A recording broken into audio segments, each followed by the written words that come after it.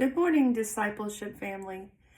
I just wanted to get on here and share my thoughts about the Watchman Nee book. This was the second time that I got to read it, and I was really blown away about how much I got out of it the second time. I got more out of it than the first time. I think the first time when I read it, I was so, this is kind of telling on myself, but I was just so ignorant of authority.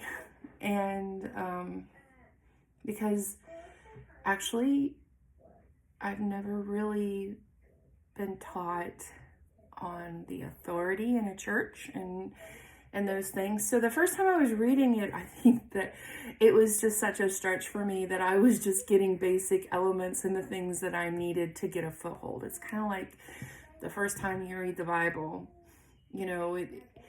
the second time you read it, then you really start understanding and seeing things. I don't know. That's just what happened with me whenever I read the Bible for the first time, and then the second time, and then the third time. It just more and more made sense. And so this time, it seemed like reading Watchman Nee's book, Spiritual Authority, was a rock climb. And whenever, he's laying out what authority is and our examples of authority in Jesus and in David and in Moses, and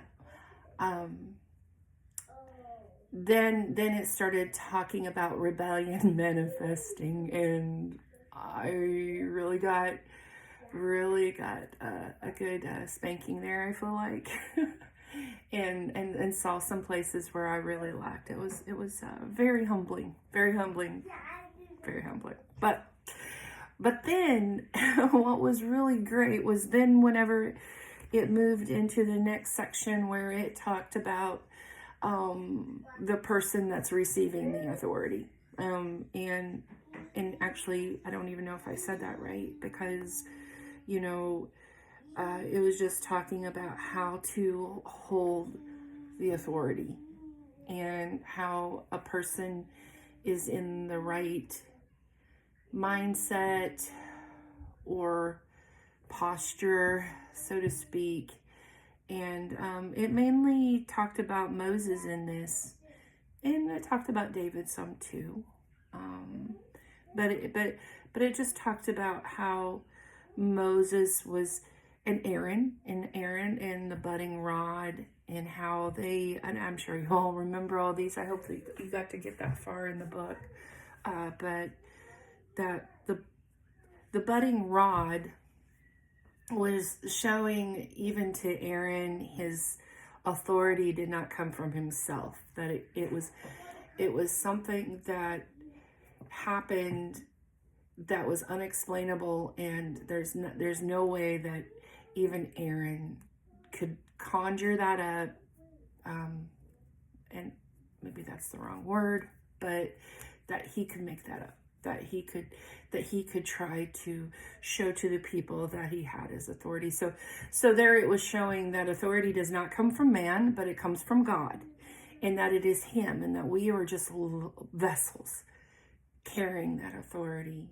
And unless we can carry it in humility, it will never be given. And because it would just destroy us. I think Moses was really, really a meek man. The word says he was. It says he was a meek man, but yet he still, had that moment where he made a mistake and that his heart wasn't really that right in it. And so whether, however that is perceived, it just shows that dying, taking up the cross and, submitting yourself daily, renewing your mind daily is the process that keeps us. That's that submission that keeps us. Because authority is a very dangerous thing.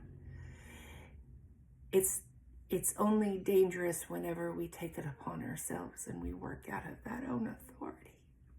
I'm sorry, I don't even know why I'm crying.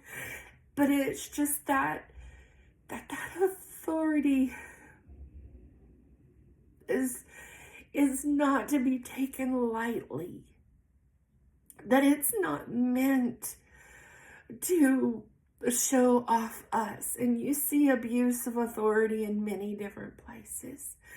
We have seen abuse of authority in our police system a lot. And then we've seen abuse in our government a lot. And it's not good. And when we're representing God, it is even more so scary.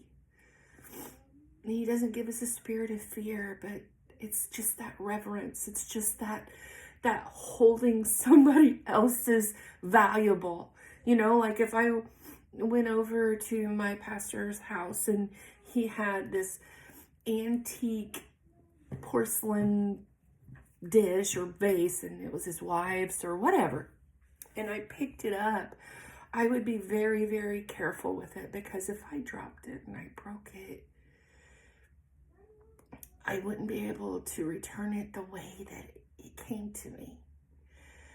And so I guess that's really what really struck me to the heart, is that authority isn't something for me, and that it's authority that has been given and is entrusted. I have to be trusted for it to be given to me. And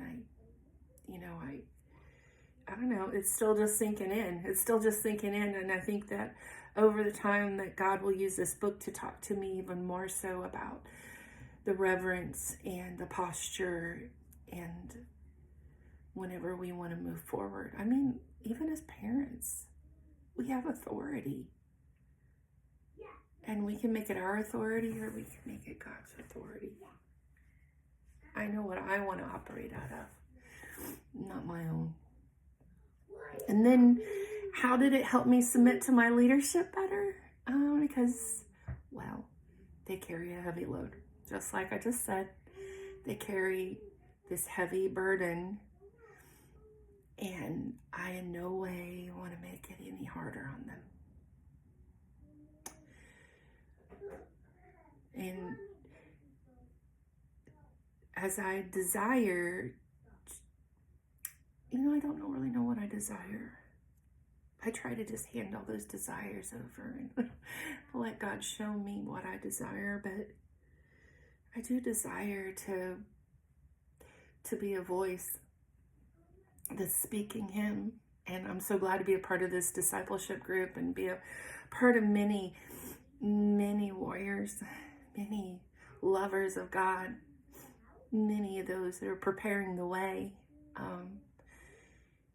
And yeah, that's my desire, is to show people who He is. And I can't do that without understanding who I am first. So I'm pressing in.